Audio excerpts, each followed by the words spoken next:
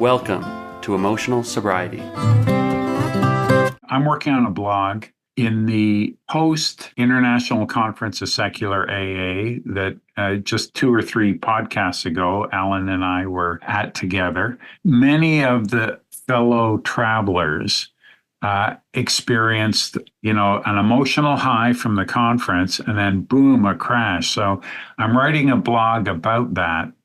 And one of the things that impacted my downer afterwards was, I was in the middle of Helene or affected by it. I was in Savannah, Georgia. And on the 28th, just days after, we got the news, we had no power and I had very poor bandwidth, that Chris Christopherson died. And he was a huge influence on me. He had a 1971 record, The Silver-Tongued Devil and I. And so I'm incorporating some of his lyrics into the blog to pay homage. And I put the challenge out that, at least in my record collection, that is the greatest year in music. And there are plenty of years tied for second place with me, but that one had... what year is that again, Joe? 1971. T-Rex, Electric Warrior, Sticky Fingers, The Rolling Stones, Marvin Gaye, Wilson Pickett, Carole King's Tapestry came from that, American Pie, America's first album, Led Zeppelin 4, Jethro Tull, Deep Purple's Fireball. That's just a little bit, right? Like there was great rock, there was great singer-songwriter stuff, there was great R&B, a lot of stuff coming out of Motown. It was the most amazing year, really influential for this young addict alcoholic. You would have been in early sobriety then, Allen. Quite a year, 71. That's my year of sobriety. Chris Christopherson, that's the archetype of the compassionate badass. My favorite archetype, actually. Yeah, and one of the things, in a moment, we'll talk a little bit about 30 Things, Practical Advice for Living Well, the new Bill Schaberg book. But Chris Christopherson, Bill Schaberg also, the ability to economize words, to say so much with so little, like Sunday morning coming down, right? It just, every sentence, it would take me an hour to say what he says. It's amazing. So, Chris, I miss you. How about you, Tom? I'm doing good, and I have been grieving Christopherson, and along with so many others. I mean, they're, as a friend of mine says, we should take cover. They're picking us off one by one. My dear friend, Dr. Rader, may he rest in peace, said, it's that number in the deli line keeps getting closer and closer and closer. Number 69, number 68. And I'm sitting there holding 55 or something like that. It's like, I'm going to get called soon. Yeah. Like you start seeing people dying who are younger than you, and you go, Oh, God. Isn't that a trip, man? That's a real trip. That is. And it's really bad when somebody younger than you dies, and your first thought is that old guy died. I remember what were people crying about people dying at 27? That was a nice long life, right? You didn't want to get to 30 where you couldn't. Oh, yeah. All those guys, Morrison and Joplin, they all died at 27. Yeah. In and around 1971, too. And they were too cool too early. They needed to wait, kind of let their coolness stretch its legs a little bit. A lot of coolness there. Well, we've got some reading here, and we're going to have Joe start us off. But could you give us a little intro of this book and some primer for our listeners about what we're about to read, Joe? Okay, we'll call him Bill Schaberg. William H. Schaberg is well known to the recovery community for his book, Writing the Big Book, The Creation of AA, which was 11 years of primary documentary research about the early days of AA, which blew away a lot of myths, but still preserved the integrity of the story of early AA. But a lot of the stories I'd heard and repeated don't stand up to documentary research. It's not quite how it happened in our sort of bedtime story version of early AA. So it has been an eye opener for a lot of people. But you take away the myths and the sort of side of it, and the beauty and power and miracle, if you don't have a better word for it, of AA coming together as part of the new thought movement is still alive and well, even when you know do all your fault finding, like there's a reward for it. Even with scrutiny, you can look really close and it's still there. That's great. That's right. And so this book is something very different. He's also done deep dives on other classic literature, on the work of Nietzsche, for instance. But this one is a legacy book. It's his own path. It's called 30 Things, Practical Advice for Living Well. If people would ask him through the last sort of 40 years, hey, Bill, do you sponsor guys? He would say, well, in these rooms, I've learned 30 things. I'll tell them to you. How's that? And so he thought, you know, he really wanted to write a book that, you know, his children or grandchildren could enjoy, you know, and he's 81 now and, you know, thinking about legacy. So we talked about this, and we've been trying to find excuses to work together, as Allen, you and I have. ICSAA was a lot of fun, and we've done a couple of those on the same billing. And Bill and I want to do this. So Rebellion Dogs Publishing published this book, and it came out in August. And we had a Zoom book launch. And Dr. Joe Nowinski, who some of you would know as the author of 12-Step Facilitation, he sort of wrote the manual on that. He was asked to review the book, and he thought, oh, no, not another book on advice, you know, please.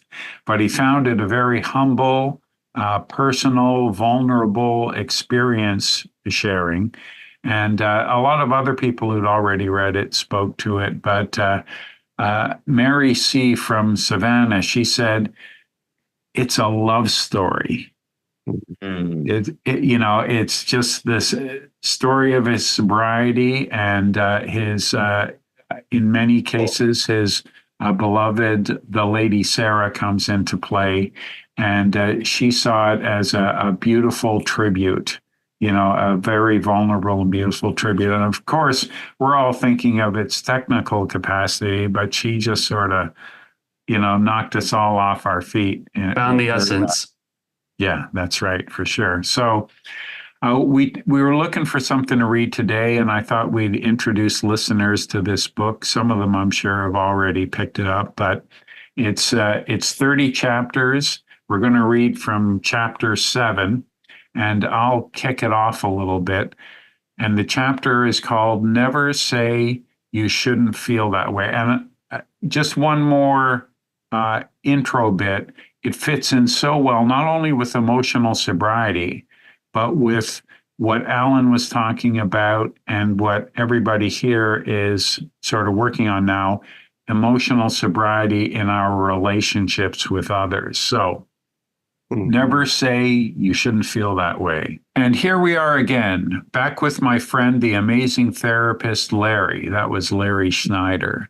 While Sarah and I were in couples counseling with him, I was just once, Bill, upset by something she said, and I responded by telling her she had no right to feel that way. I said it was a completely inappropriate reaction. Larry's response was something to behold. He interrupted forcefully and told me in no uncertain terms that it was my reaction that was inappropriate and completely out of line. He said I should never criticize Sarah by telling her she, quote, shouldn't feel that way, close quotes, People feel the way they feel, he said. It's their own emotional reality, and you can't just blindly dismiss another person's reality like that. It may make no sense to you, but that is, in fact, the way she feels. And people are entitled to their feelings, whatever they may be. Feelings have a primal validity that cannot be denied. They are what they are. So please, don't ever say anything like that to Sarah again. I must admit, I had struggled with this. From my own perspective, obviously so much more accurate, her response was completely unsatisfactory for the circumstances of that situation, and I was therefore well within my rights to call her out and demand she adopt a more appropriate emotional response to the matter. But over time, I come to so many of these things very slowly. I had to realize two things. One, my own argumentative perspective was self-centered and, more important, self-serving in the extreme. And two, Larry's observation of human emotions didn't just apply to the Lady Sarah. It was equally valid in relation to everyone else I had to deal with in my life. However reluctantly, I finally had to concede that that was right. Feelings are feelings. They are what they are. And you can never tell anyone you shouldn't feel that way if that's the way they feel. For me to allow Sarah to have her feelings without argument, or equally important, without me trying to fix the way she felt, proved to be one of the more important tools Larry ever gave me. His gifts were many, but this one was easily in the top three. In the beginning, realizing the trouble that resulted whenever I told Sarah she shouldn't feel that way was enough to convince me that it wasn't enough to convince me that I wanted to make every effort to avoid falling into that particular trap again. It didn't take tremendous amounts of honest recollection and reflection to see that this particular approach had never really turned out well. However, over time, as I studiously refrained from using the forbidden phrase, my silence gradually pushed me in the direction of a completely different response.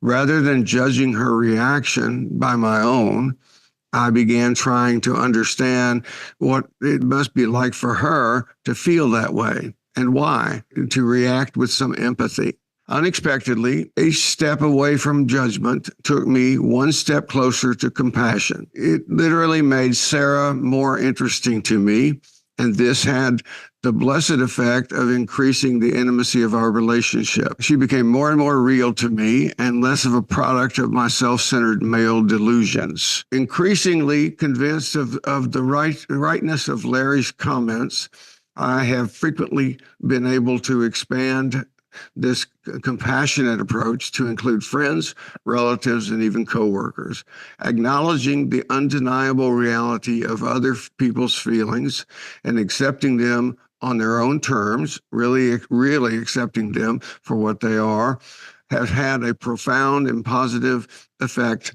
on so many of my relationships. Please don't mistake me. At times, I have found this to be very difficult in the extreme.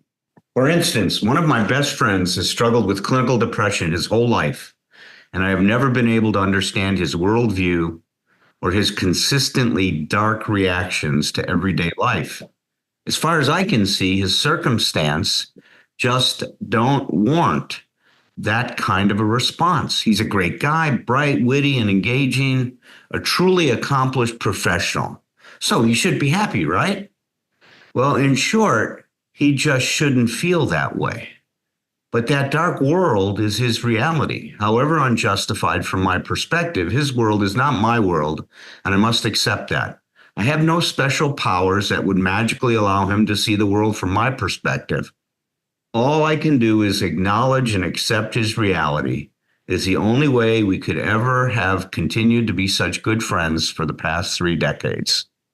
This one change in my perspective on other people's perspectives was significant and far-reaching. Other people became more individuated and real, and because of that, I found I could relate to them more readily and more deeply.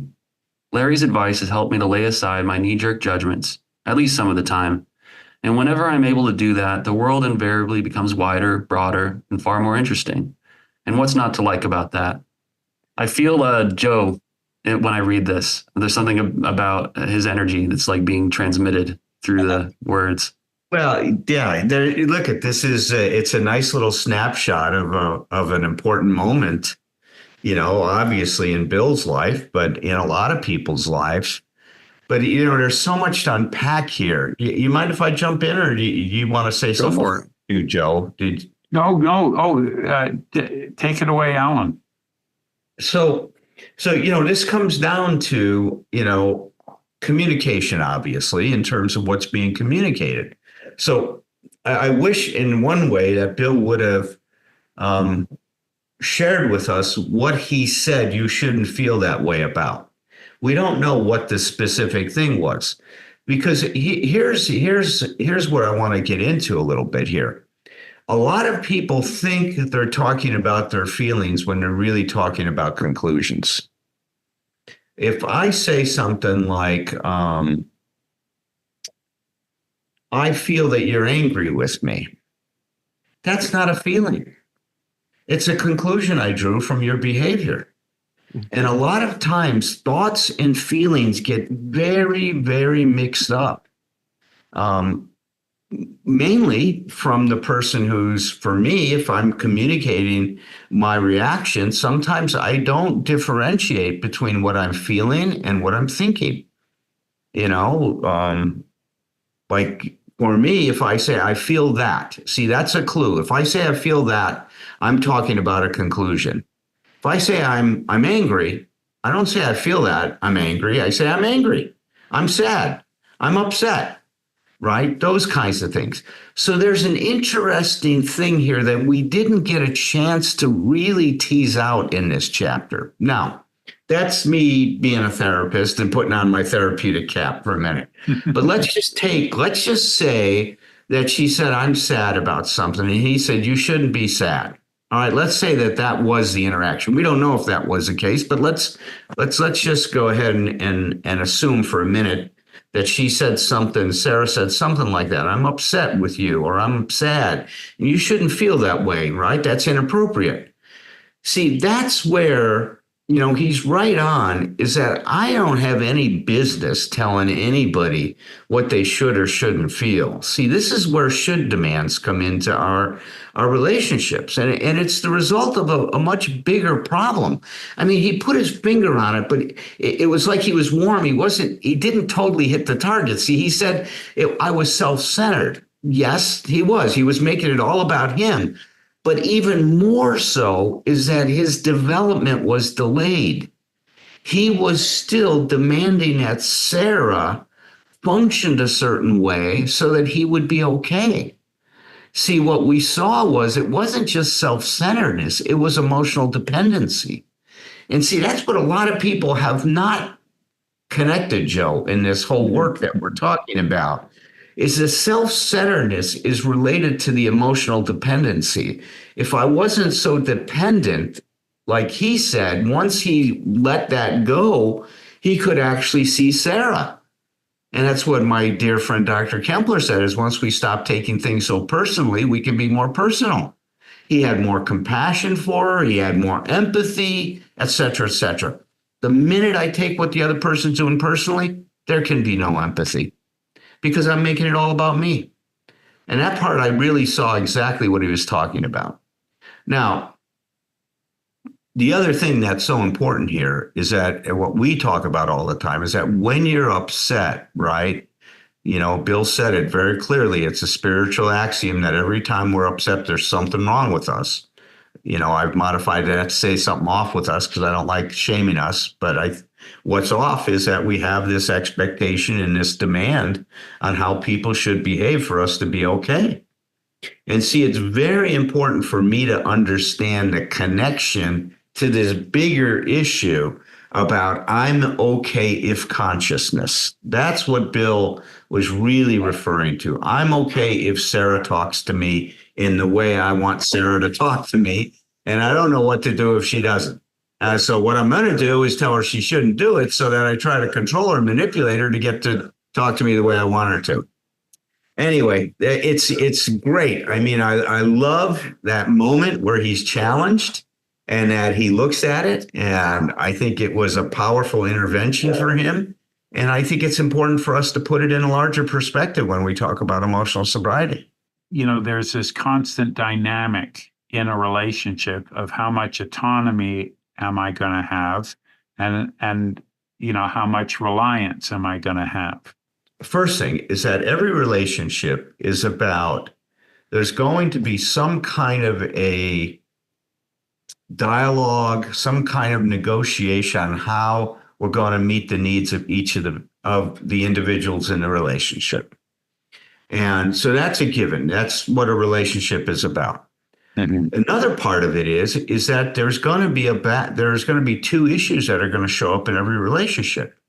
The amount of togetherness one person wants and the amount of separateness. See, that togetherness and separateness become a very important dynamic in every relationship. I may want togetherness, while my partner may want to be separate for a period of time. Well, how do we negotiate that? How do we deal with that difference between us? Now, if I'm emotionally immature and dependent on them, I will make them wrong when they want something different than what I want. You never want to spend time with me. See, that's the way. Now, is that expressing my feelings? No, that's complaining. So let's get clear. Complaining is not expressing your feelings. If I said to my partner something like, I miss you and I really would like to spend more time with you. I love that you always advise that. That's, yeah. I mean, now I'm owning what I want and asking for what I want in a way that at least gives me a better chance of getting my needs met. But if I make you wrong to get my needs met, think about that. How is that an effective way of trying to communicate my desire to you? That doesn't inspire. You know, what that does is it pushes you away. It alienates you from me. And see, this is where in this whole quest for emotional sobriety, you know, we talk so much about taking responsibility for our own needs and desires, and that no one is here on earth to meet my needs and satisfy them. They may choose to do that in a relationship with me, but if I demand that, man, I'm creating a lot of trouble in my relationships. And unfortunately, this is what happens, man. Most relationships turn into a power struggle. And that's what I would say was going on with Bill and her and Sarah. I would say Bill was trying to get her to do things the way he wanted her to do it. And he was going to tell her she was inappropriate as his way of trying to manipulate her. Now, that, you know, thank God Larry jumped in and said, sorry, that's not going to work here, you know, and kind of poisoned that well, which we need that well to get poisoned, because it forced Bill to develop another possibility in the relationship, which he eventually said led him to more compassion. I would say that compassion was bred out of his empathy for her, and that he started to see Sarah and how Sarah was trying to get her needs met rather than seeing Sarah as not meeting his needs. When you were, when we were doing the reading, and then especially Allen, when you referred it back to not just self-centeredness, but emotional dependency, I got this mental image of there's the battery source between people, you know, the person criticizing the one with the feelings that he insists are wrong, and, you know, moving that battery source from that other person to within yourself, and the kind of way that, you know, leaches the desperation and the tension and the kind of enmity out of the interaction. And I guess like a little personal anecdote that may be somewhat relevant is that there's a client and a friend that I have who's kind of on the newer side. And he sat down with me recently with like another friend, and for whatever reason, really wanted to get into talking about politics, even though we'd never discussed some of these controversial topics before. And he's like, well, let's sit down and let's talk about Israel Palestine for a little bit. And I'm going to jam about how I feel about all of it. And I felt cliff incoming. I'm about to drop off the cliff and everything's going to go terribly wrong. But instead of imposing my viewpoint on this discussion that he was insisting upon, I listened to him, and I made the mandate of the interaction, not that I was going to express. I didn't even really want to express my point of view because like that's not what I was coming to the conversation armed with. I like this guy, and our positions couldn't be more night and day different from each other. But I just wanted to be with him and hear him out, and it was more about. I guess this is where we're talking about thoughts and feelings. Like I just wanted to be with this guy, no matter what he said. And I said very little of, my contrary opinion about it all. And we had a nice conversation and then moved on and talked about other things. But I got compliments, oddly, later on from both this guy, he sent me a text later, and my other friend. And this is hilarious to me just because you guys all know me. Like, wow, it was so wonderful how you navigated that conversation without excluding his point of view. And, we should do that again sometime. And I'm like, wait, is this me you're talking to? Like, this is a very bizarre thing for someone to be saying to me. But I don't think anybody ever changed the other person's mind without first just being with them and not trying to kind of and being with them and kind of showing some empathy for their feelings, and not just trying to impose and crush ourselves onto whatever it is that they're trying to express. If our defenses are sky high, we're not gonna hear anything. We're just gonna reinforce whatever we have. Now, one of the things I want to say is and everybody in the group will get this. Is metaphors are great, and I love metaphors. I'm going to have to go to Metaphors Anonymous, but I will refuse to go. But it's whenever Patrick uses a metaphor and he's about to fall off a cliff, I pay attention because he knows exactly what that feels like. That must be very serious. It's like, man, you've experienced it without metaphor. I mean, that's when you said that's the first thing I thought. I just saw you plummeting, and I thought, man, I don't know if I was conscious or not conscious, but it's like that's makes it even everything you did a bigger deal to me. I mean, you really did great, and don't be so surprised that you did. I mean, it's like I do know you, but it's like I've also had many conversations with you, and sure, you can be opinionated about stuff. I can be opinionated about stuff, but you're also a good listener. So it's credit where credit is due is usually my mantra for you, Patrick, and I'm glad you got a chance to experience that yourself, but not surprising. And the only thing I want to add to the bigger conversation here is let's expand what Larry's saying. We can get into all the nuance about this stuff, but it's not just in talking about what Allen, you're saying about the thoughts too. We also, I've been in a lot of couples therapy.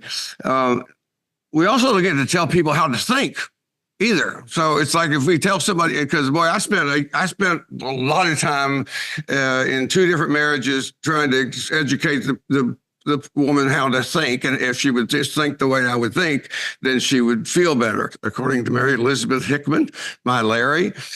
Nope, that's not going to work. That's not going to work. That could be a Chris Christopherson song. Started writing a song about Mary Elizabeth Hickman's. Mm-hmm. Is that on the mark? I mean, my anecdote, does that kind of fit in what we're talking about a little bit? I'm smiling over here, Patrick, because I remember a couple of years ago, that you're very strong in your political beliefs and stuff like that.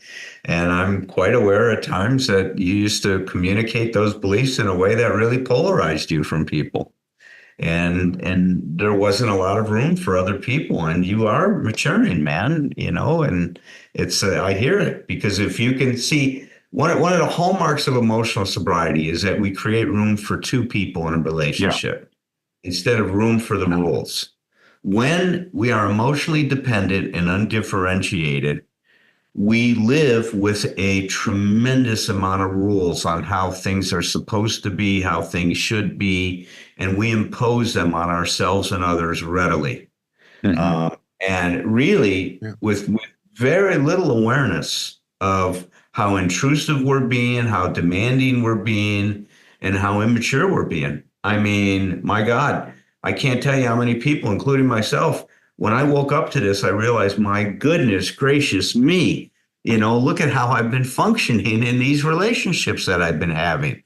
I can't believe anybody stayed with me as long as they did. I mean, and this kind of, when I really got clear on what the heck was going on. So yes, not only, did what you say was right on, but it really shows your growth through these years and the work you've been doing in your recovery, Patrick. Thank you. And thank you, Tom, as well, for the nice things you said. And I do not want to be polarized from people. I don't want to. I don't want to let go of certain values. I don't want my values to become diluted, I suppose. But maybe there's a way for them to not be diluted, but for me to not be polarized from others that I care about. I think that's what I'm after. This is a little off subject, but it's relevant to just communication. What you said about that, I don't want to be, you don't want to be misunderstood as agreeing. And I think sometimes we in the whole area of disrespectful communication that we have in our culture, period, whether we were arguing or not, is that we have a fear that remaining silent about something will be interpreted as agreement, and really what we need to be sure we're doing, practicing ourselves, is if you haven't said anything in this conversation, then rather than walk out of the room and be able to say, well, I'm pretty sure that Joe was thinking da da da da da. Yeah. I need to go like, I could make up some stuff I think Joe was thinking, but I have no idea because Joe didn't speak. That's a lot to have that kind of respect, and it's respect for yourself and respect for the other person is, I don't know. Yeah. I mean, the difference between, being naturally endowed with a healthy attachment style, where I expect my partner to have needs that they will express to me, and I'm grateful to help meet them. And I also expect that I can express my needs to my partner. And why wouldn't they want to participate and negotiate and discuss, how they can help meet them, versus, an unhealthy attachment style, often characterized as either anxious or avoidant. But there, this unmet need often coming from early childhood, I bring that to my relationship, and I have rules instead of space, right? And I'm not gonna. You said this so great at the conference. Of course, I'm not going to tell them these rules. I'm going to sneak them in one at a time later on once I got the hooks in them, right? And I'll let you know when you break them, right? Yeah, exactly. Yeah, it's like bowling in the dark. No one knows how they're doing. But like being capable of empathy with a partner, and not to say that a life of solitude or individualism isn't awful, but this book that Bill wrote, another of his chapters is loving someone means acting as if their happiness is important to you, and pay attention to what you pay attention to. He's really paying homage to all of the people who influenced him in his life, about how, this idea of rugged individualism he had to let go of, and reaching out for help and trying to see things the way other people see things, and to sort of expand his capacity. It requires a certain amount of self-esteem. And another writer I know, Andy C., who's a lawyer and a member of the International Lawyers in AA, I think he's sort of managing that this year. It might have been last year. The years fly by. I don't know, but he wrote once that self-esteem doesn't require an audience, while ego wants a loud and enthusiastic crowd. And sometimes self-esteem and ego, that's a great way to sort of differentiate the two. Where I'm it's self-sustaining, my self-esteem. My ego needs constant reinforcement, and someone thinking a way that is uncomfortable to me or feeling a way that doesn't fit with my agenda, that's going to be a threat to my ego, but it wouldn't be a threat to my self-esteem. Right. I have a high opinion of the guy I was talking to that evening. Mm-hmm. I do not have a high opinion of some of the things he was expressing, but he reminds me a little bit of you guys. Like, he's very empathetic and and very like thoughtful, and he's very Good looking. not as good looking. No, he's on the lower end of the scale. But Sorry. I've noticed that that when we're in a group and he's very like validating of like the like positively reinforcing of things other people in the group are doing in a way that like is unusual, I think, for men. And I appreciate that, so I try to, like, it's these types of things that I try to bring into like stickier subjects and maybe look at like the fullness of somebody's identity. It doesn't, there's a lot to it, right? And Patrick, what you're doing there, I mean, God, that's as good a description as there is as somebody who approaches relationships and approaches your life with a mentality of non-polarization. It's like, because polarization, if I had to just list maybe top 3 or something like that, problems that if we that human beings have, that if we could actually resolve them, that we would be so much better. Polarization is one of them. It's not just politics. We're so simple-minded, that we just, so Allen does something that I don't like, so it's like, and I get it, this is different for individuals, but I grew up in a family where basically that means Allen's not good. I don't like Allen. And I may like him later, but I don't like him right now. But for you to say that, just take a minute and just acknowledge a lot of people, maybe most people we know, don't think like that. Don't say, there's a guy I disagree with a lot. I really respect him. I really like him. And then you compliment him about some of the stuff that he does that you really appreciate. That's not a statement of he's doing that right and he has the wrong opinion about the politics. You're just saying the things that you appreciate about him. And it's wide open-minded. So, well, I'm sure you can all attest. It takes a while to get here, and there's a lot further to go. And it's worth the undertaking. But man, it takes a long time. Yeah. Well, we have to expand what, and that's the going back to this, Larry and the therapist. I was, I'm comparing Larry with Mary Elizabeth, and one of the things about, I tell this story pretty often. You probably heard it, but it's like, well, she had us listing things. What are some things that your spouse could do that say "I love you"? And Dee Dee got to the top of her list, and it was change the cat litter. And I immediately said, I said, that's not love. And this is where you'll know that I had the right therapist, because just as quickly Mary Elizabeth said, "Well, it is now."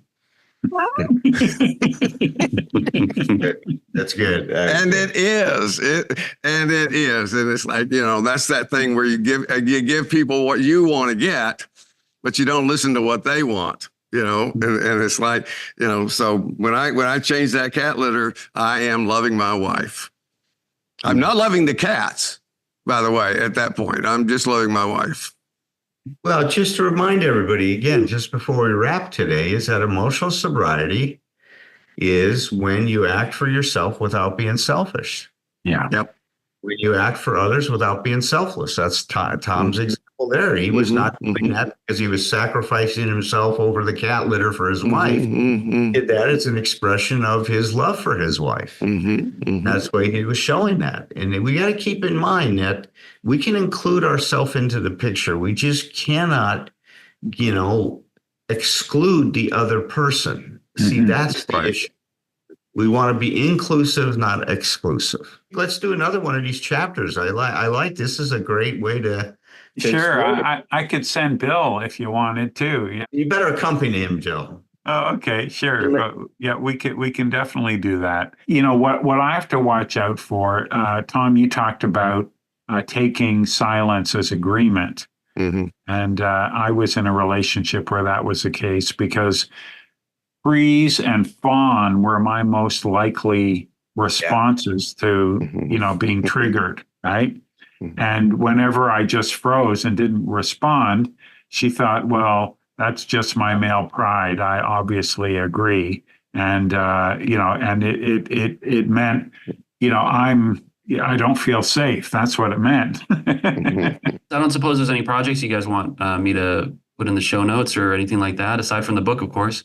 No, just send me some money. Anybody wants to send me some money, they can get my address on the website. And How about buy your books? Yeah, just go. Oh yeah, you can do it that way too. Okay, good. Change your life, change your myth. Cultivate your narrative with whomever you